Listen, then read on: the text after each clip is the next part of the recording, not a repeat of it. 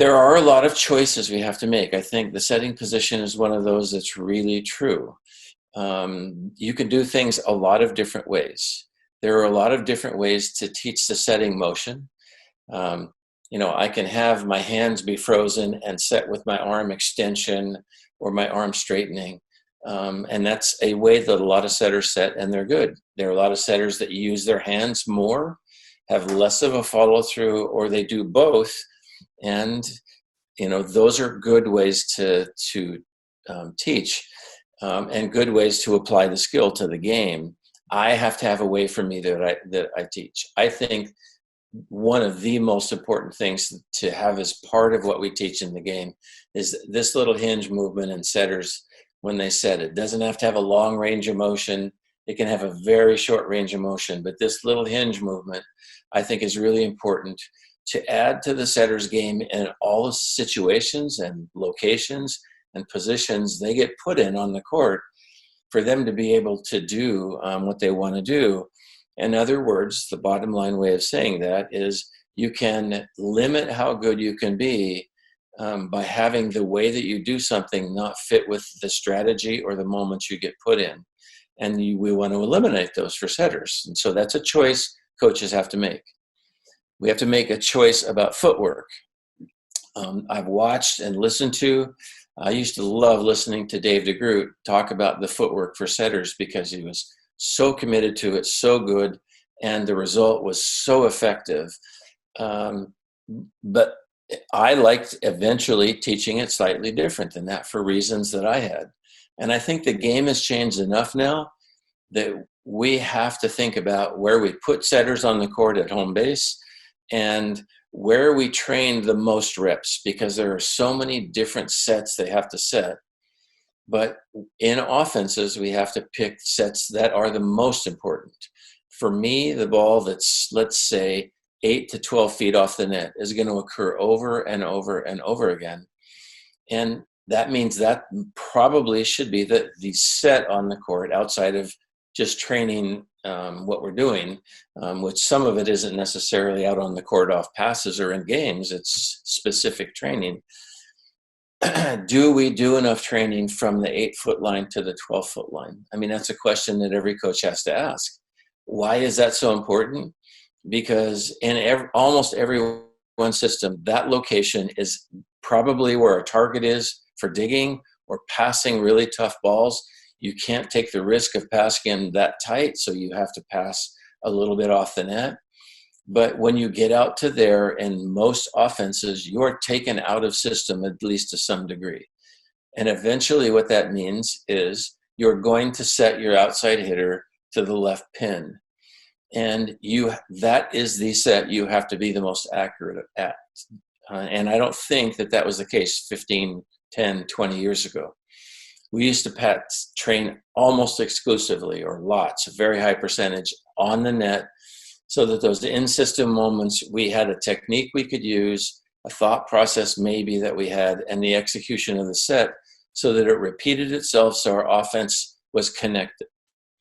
All right, but that occurrence may happen a lot less than the ball being passed or dug to the 7 or 8 or 12 to 13-foot line. We have to have footwork that sets the person up to be very effective at that point. And we have to rep it enough so that they can set that outside hitter and perhaps a backside hitter, and that be the set that they're the best at. Because if you're defending a team that gets out of system and they don't connect well, there isn't a very good connection in that situation, you love it as a defender, because you know they're out of system, they shouldn't take risks, and they're going to hit so many balls that you can dig in that situation. In other words, they're not going to take a high percentage of good swings. Well, just because you're out of system doesn't mean that you get in that position where you're not out of control, you're just out of system enough that everybody knows where the ball is probably going to go a high percentage of the time. And you better be good at it, because you better get as close to 100% of good, solid swings out of that as you can. And good attackers, that's all they want.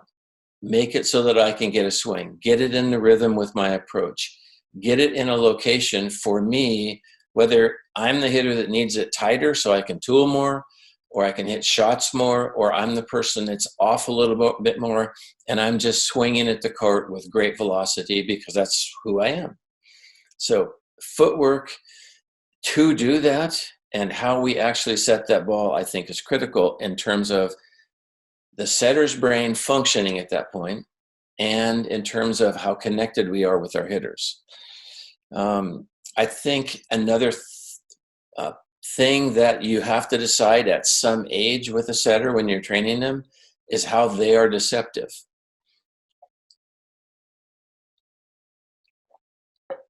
How they get in the opponent's head, and it can't be your first consideration, but training to some point, it has to be included in the conversation with the setter of what it is they do that make it so you can't tell the direction of the set or the timing of the set or something, so that the attention is on the setter in a way that it gives some advantage to their hitters, because the blockers in particular don't know till the late point, or at all, in some amazing cases, because I've watched setters who have such natural change of direction, back set abilities, or the way that they do it, that as a middle blocker, you just basically can't read it.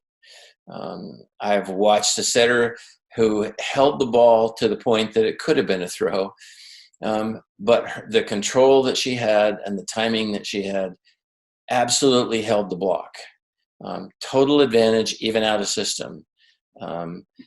But is there any kind of an understanding between you and your setter, or in the setter's mind, in terms of how they know the game works and how they're hurting the opponent with the way they do it? I think there has to be some focus on deception, and you got to make choices about how you do it.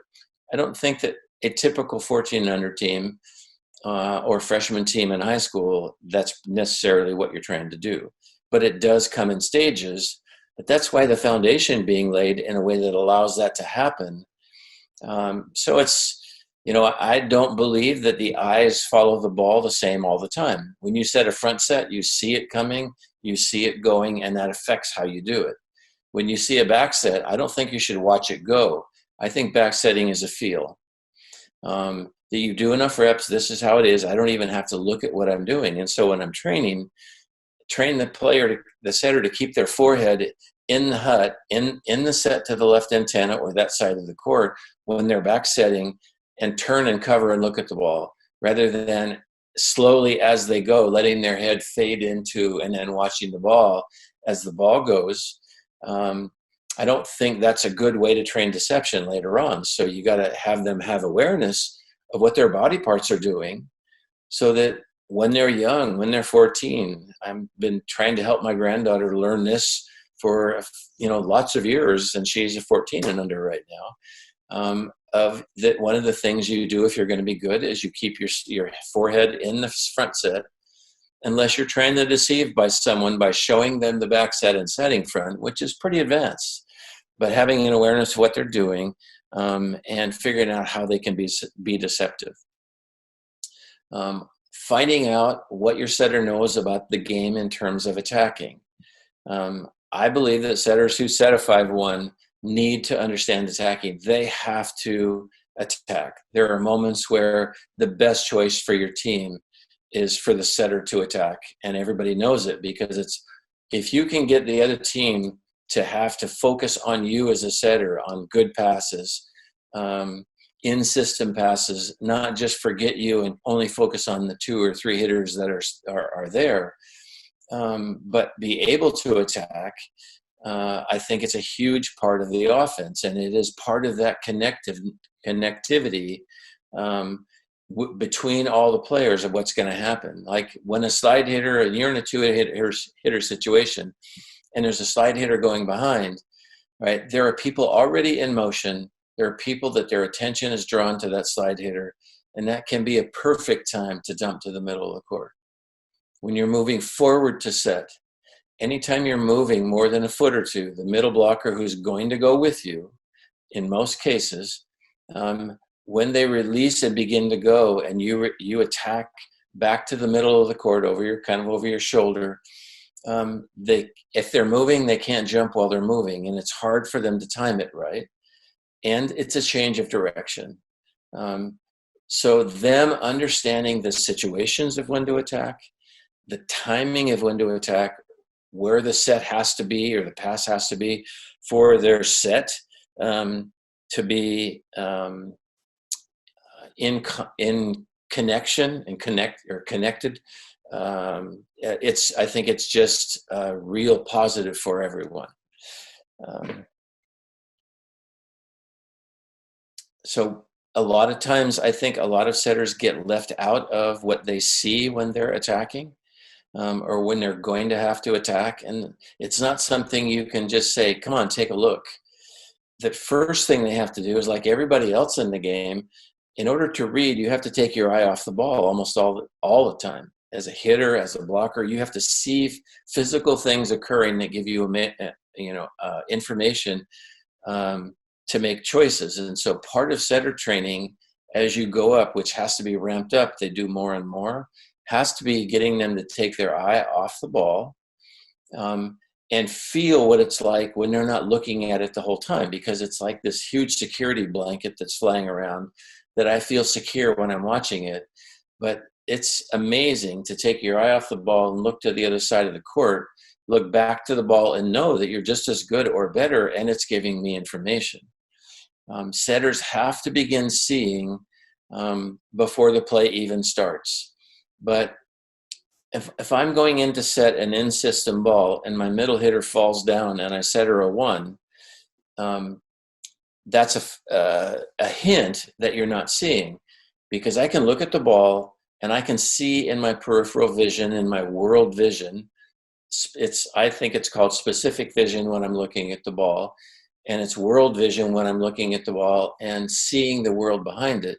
And I can't see detail, but I can see things. I can see large things that give me information, like my hitter's there, and it gives me a feeling of where to set it anyway.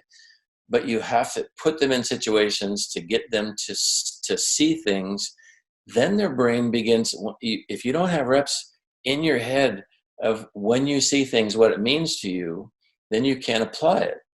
And so beginning to see things when they're younger and getting that part of it's like having diggers they aren't looking at the hitter and the situation that the hitter is in, and if you're not looking at them doing it, then you're not getting enough information to be as good a digger as you can. It limits your range dramatically, probably limits your control as well. So when you were starting to build a process to get setters to get connected with their hitters, I think we have to do something like intellectually away from the court, maybe, or it can be done on the court. So let's say we're talking about a 1 set. Me having a meeting with Cassidy Lichtman, who set for me at Stanford, about asking her questions about what it feels like to set a 1. How do you gain advantage in a 1? There's a thing that I called a stuff 1, which you run late, you set it a little high, set it right next to the net, and you try to hit it, and the blocker just blocks it because you said, this is a blocking drill for you. This is going to be easy. Go ahead and block it. All right? That's just setting a 1 set, which could be really cool, but what you did is just waste a perfect pass. So there's a lot of information around the 1. It's like Washington used to, probably still does, run a high, slower 1 that's 2.5 feet off the net, and the hitter understood the purpose. Really hard to stop, gets hitters great swings. They're slower in their timing of their approach with their setter, according to when the ball gets to the setter. But it all works together. But the connection isn't going to happen if the setter and the hitter don't talk about it, maybe with the coach, about how to make that work. So if you're going to set what is probably the quicker 1 in the women's game, I'm not in the air hanging, waiting for the setter to deliver. That doesn't happen a very high percentage of the time. But what does happen a percentage of the time is the one that gets hit on its way up or at its peak. It doesn't have to be that high, but the hitter is going up with it, and they can choose when to hit it, but they are in a position on the court in terms of their body parts. So when they swing their arms when they're approaching, and they get up to their arms being parallel to the floor on their liftoff, if you're there when the setter touches it, it's really easy to get connected with that hitter. And if it doesn't work and the hitter knows I was right there, I was on time, right? That's a different situation in terms of fixing things and getting connected, because the hitter can say, no, I know I was on time. And as a coach, if I'm watching, I can see it. Then the hitter has to know that they either set it tight or they set it too low, or a combination, but they didn't get it in the wheelhouse of that hitter. But what the hitter is supposed to be doing in terms of the set you're choosing and what the setter is responsible for are things that both of them need to understand, because you need to hold each other accountable. If the hitter knows they weren't on time, they need to say to the setter, that was my fault, don't worry about it. I made it hard, it was different. But if I know I'm on time and we hit, we know why. And it's easy if you know exactly what you want. Like if you want to have a ball that hangs just a little bit, then have your arms in your approach perpendicular to the floor. My back swing, all right, and I start to swing forward. If I'm at that point when the setter touches it, it's going to go up and down a little bit. If it's going to do that, then you're giving the blockers time to do it, and you might need to set it a little deeper in order to be able to work the ball. But it's still a moment in time where you know that you're connected. And those are the things that we're looking for. So what we did, Cass and I sat down. It's the first time I'd done it. And yes, I'd coached a lot of years prior to that. But when we sat down and said, okay, here's this set, here's this set, here's this set, we wrote what it was that makes this the strategy of this set work. In other words, you're going to choose to set this ball. Well, how's it going to work in terms of being connected with your hitter? Location away from the setter, location away from the net, the height of the set, the timing of the approach. We just made a description of every set, what the middle was responsible for, what the setter was responsible for, and how the play was designed to work. And then you can add intricacies into it, like with middles in particular, all you have to do is change the angle of their approach, and it's going to change how the set can be effective. If I go to block to my right and I transition and I come in at an angle from right to left, blockers are going to see that. They're going to get to that angle, and it gives different openings for you than if you approached and came straight on, or if you approached and came at an angle from left to right.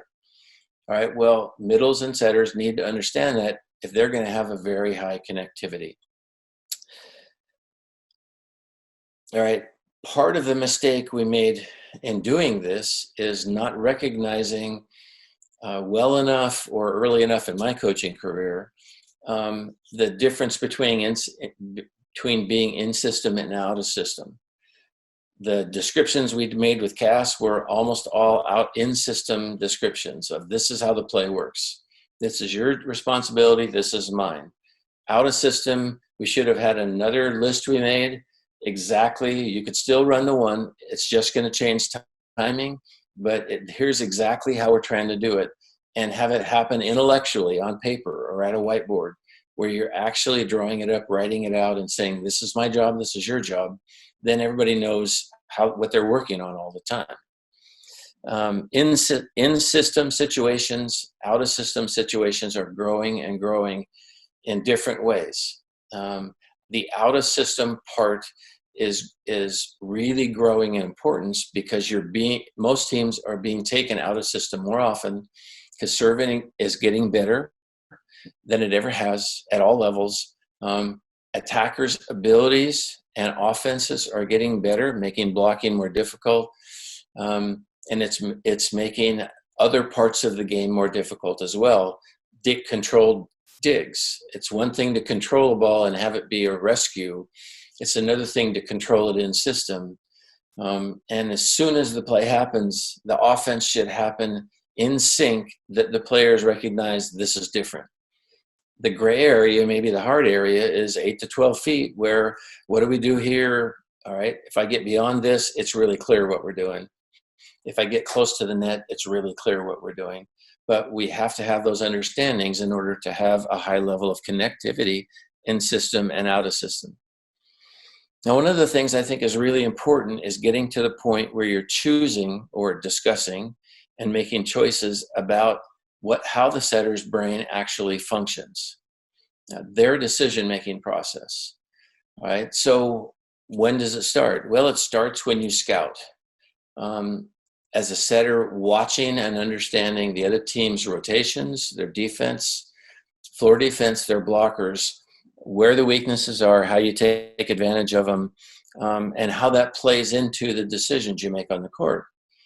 So the hard part about setting is the emotional roller coaster ride that can interfere with decision making. So let's say that we are about to receive serve, and the setter, the last play just happened. If we're going to receive serves, something good happened for them or bad happened for us, and that bad happening for us can affect our brain. If I'm a very emotional setter, I'm not going to get to thinking about what my decision process for this next play is going to be if I'm emotional about it. Right? One of the things I really believe a lot in is that using your emotional state to help you, because it's an error. It's a sign of not pursuing greatness to have the emotions that happen from plays before make it so you can't function at the highest level on the next play. Or if they do help you or allow you to, or they're neutral enough, or you get over it quickly enough so that you can say, I'm in the next process, right? I have to know what the rotation is on the other side of the net. I have to know who the hitters are. I have to have a feeling for who's hot and who isn't, how we're passing, and all of those things need to be filtered in my brain very quickly, and they can be, so that we don't just generically repeat something here.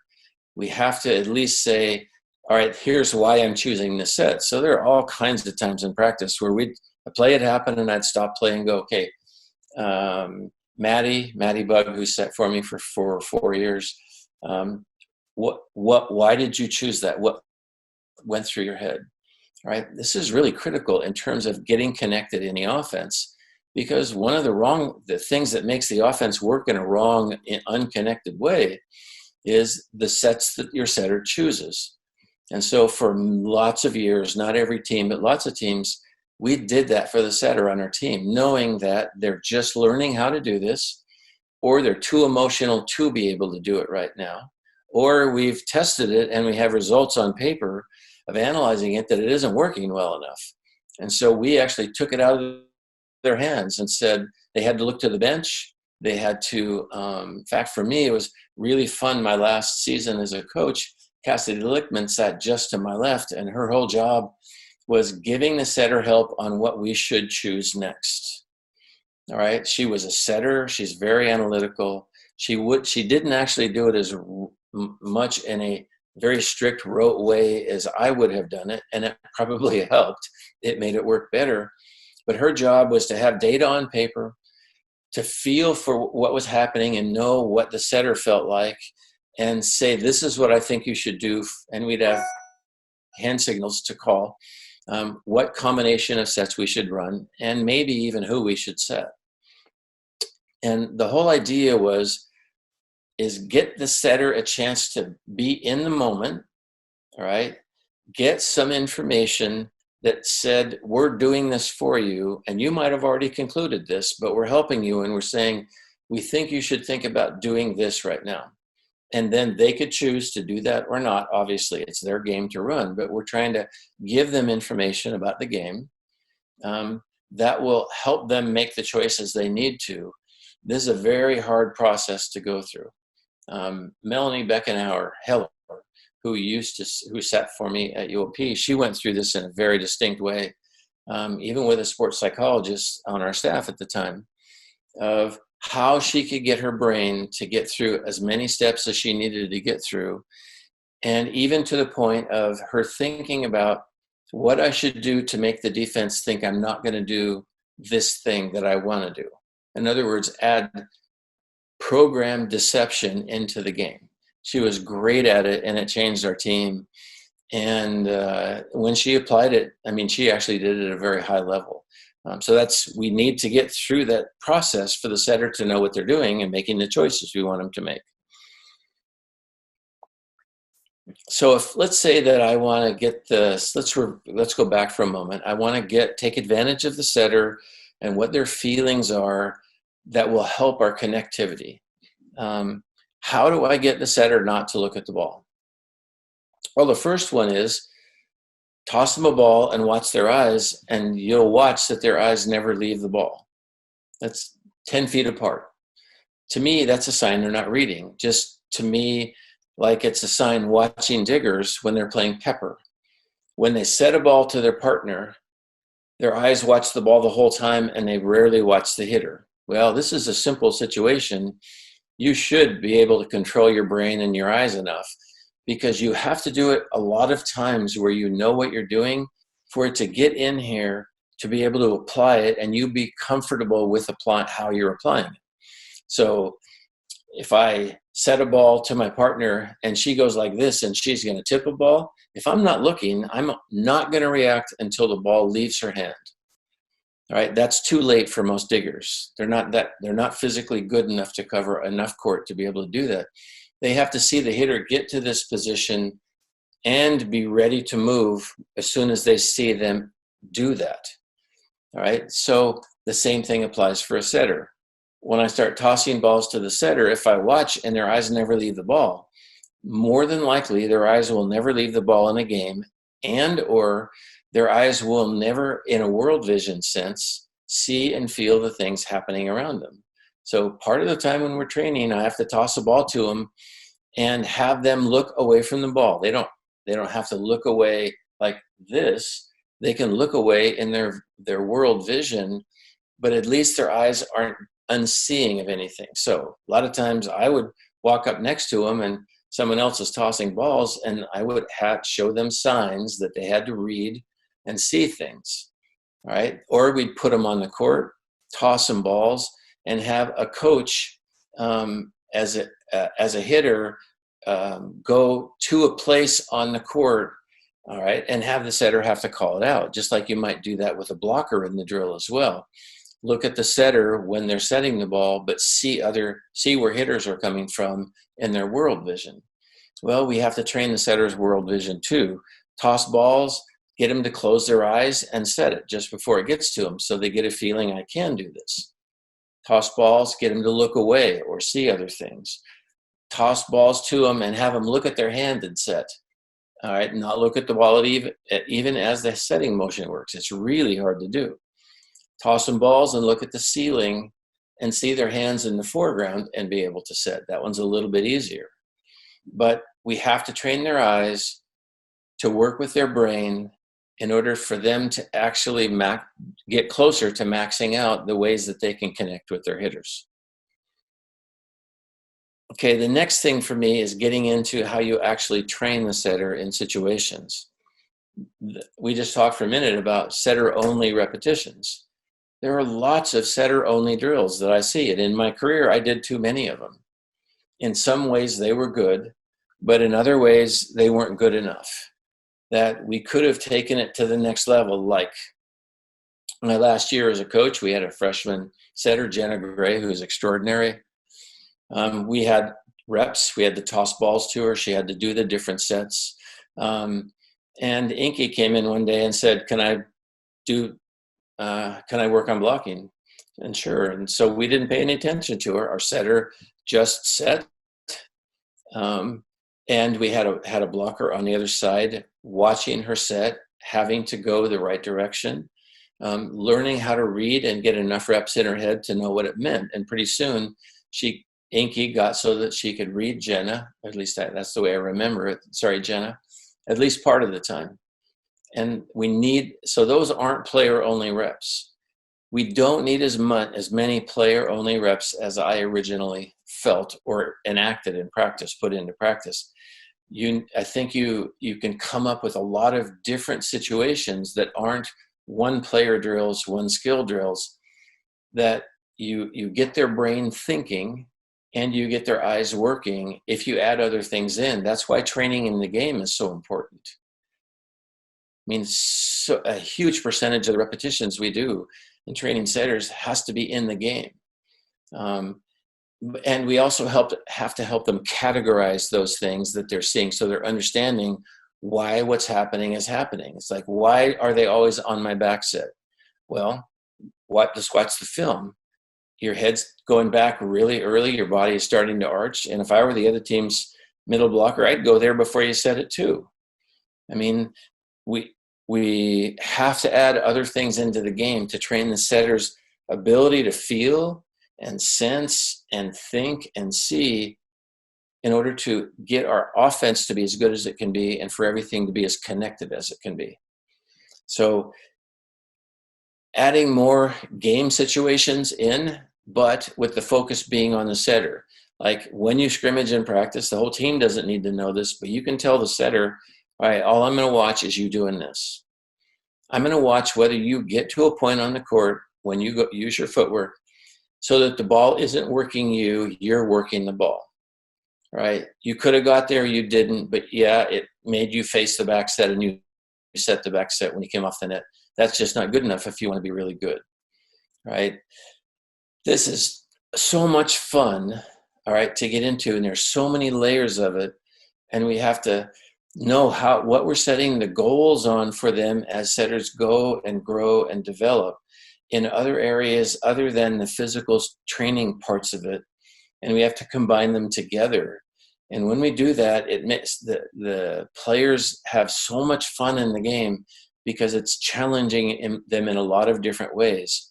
And they need to walk out of practice tired from thinking, I believe anyway.